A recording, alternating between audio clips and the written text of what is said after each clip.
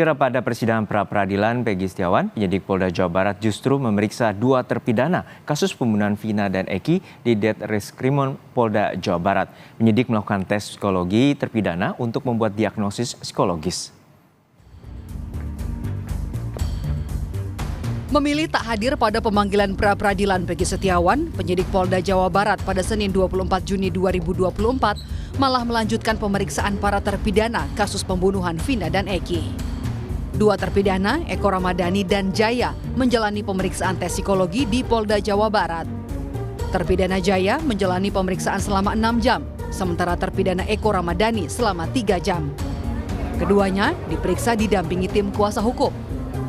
Setelah melakukan tes psikologi terhadap Eko dan Jaya, penyidik Ditreskrimum Polda Jawa Barat mengagendakan tes psikologi terhadap 4 terpidana lain dan pemeriksaan dugaan perintangan penyidikan terhadap Ibunda Saksi Teguh pada Rabu esok.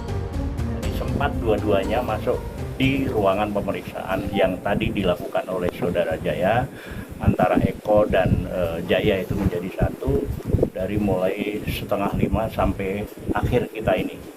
Jadi itu yang dilakukan klarifikasi. Kita juga tadi sudah mohon izin kepada Kanit, namun demikian ya kita hormati beliau karena sama-sama penyidik tidak masuk di ruangan untuk pemeriksaan psikologi tadi.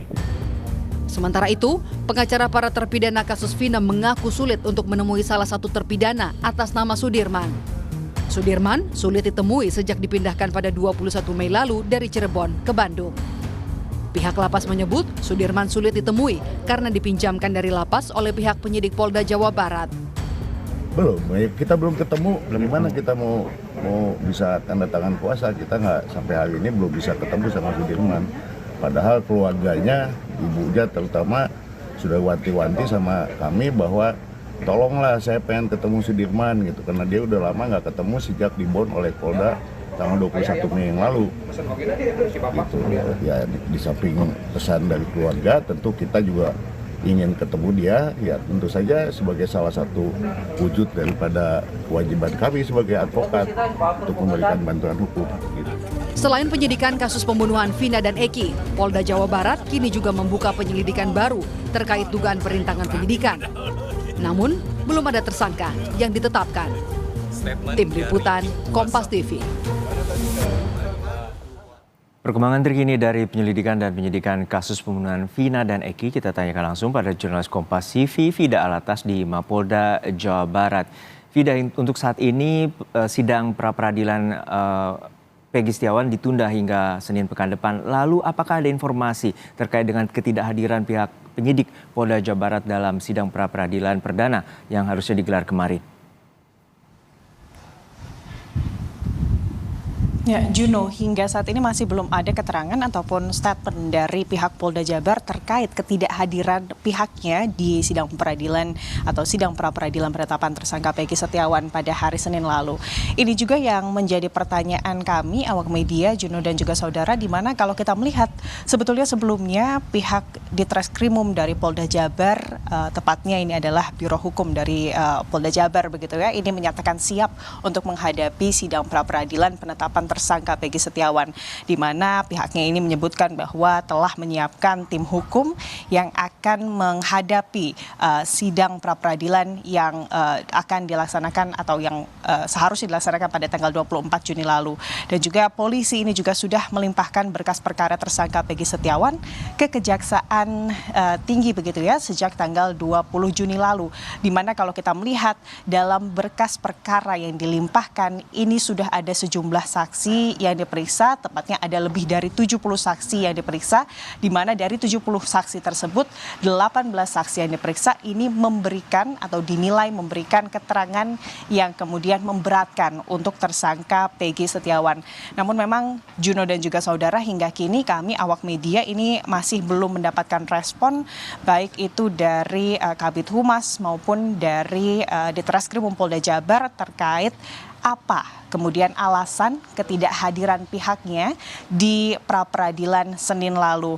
Ini tentunya menimbulkan kekecewaan dari berbagai pihak, Juno dan juga saudara. Utamanya ini adalah dari kuasa hukum dan juga keluarga tersangka Peggy Setiawan, di mana mereka menilai bahwa ketidakhadiran pihak termohon yakni Polda Jabar pada pra-peradilan kemarin ini adalah sikap tidak profesional dari Polda Jabar, di mana seharusnya memang momen ini menjadi ajang pembuktian dari Polda Jabar jika memang bukti-bukti pidana yang mereka jadikan dasar penetapan Peggy Setiawan sebagai tersangka ini sudah kuat.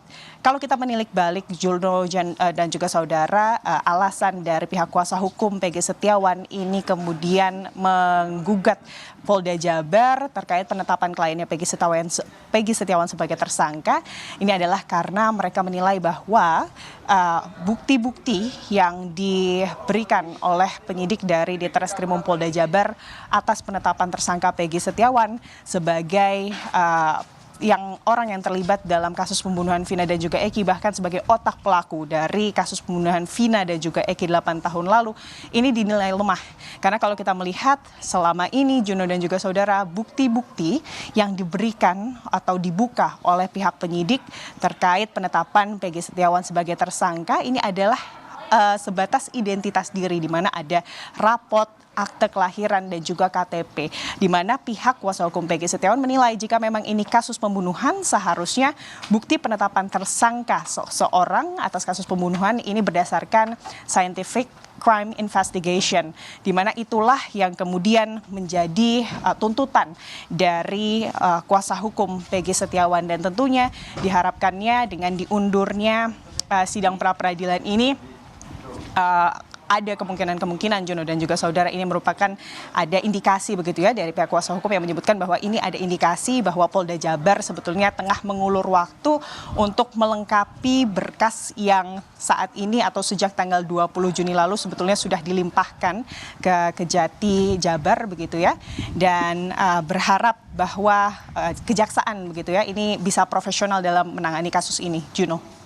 Ya Vida, untuk kemarin ada 2 terpidana yang sudah divonis seumur hidup terkait dengan pembunuhan Vina dan Eki justru menjalani pemeriksaan tes psikologi. Lalu apa alasan dari pihak kepolisian terkait dengan pemeriksaan tes psikologi ini? Ya Juno, itu juga hal yang masih kami pertanyakan, baik itu kepada Polda Jabar maupun kuasa hukum dari kedua terpidana seumur hidup kasus pembunuhan Vina dan juga Eki yang kemarin ini menjalani tes pemeriksaan psikologi. Namun memang tim kuasa hukum ini menyebut bahwa tidak ada penjelasan dari penyidik untuk apa kemudian pemeriksaan psikologi terhadap klien mereka ini dilakukan. Dan yang menjadi pertanyaan juga Juno dan juga saudara, apakah kemudian pemeriksaan psikologi terpidana atau kedua terpidana Eko dan juga Jaya di hari Senin kemarin ini apakah berkaitan dengan perkara kasus pembunuhan Vina dan juga Eki yang melibatkan Peggy Setiawan sebagai tersangka, ataukah ini adalah perkara baru yang kalau kita melihat Juno dan juga saudara sebetulnya penyidik dari Ditreskrimum atau pihak Ditreskrimum Polda Jabar ini juga tengah membuka perkara baru penyelidikan perintangan penyidikan dari kasus Vina dan juga Eki. Namun informasi terbaru yang kami dapatkan Juno, hari ini ada 4 terpidana seumur hidup dari kasus pembunuhan Vina dan juga Eki lainnya yang akan dipanggil untuk pemeriksaan psikologi oleh kemudian penyidik dari Ditreskrimum Polda Jabar, dan informasinya sejak pukul 9:30 tadi keempatnya ini sudah diberangkatkan dari Lapas Kebonwaru Bandung, dan hingga kini kami masih menunggu kedatangan baik itu dari keempat terpidana maupun kuasa hukum, dan nanti kami akan informasikan lebih lengkap Juno dan juga saudara bagaimana tes atau pemeriksaan psikologi yang dilakukan kepada 4 terpidana hari ini. Juno.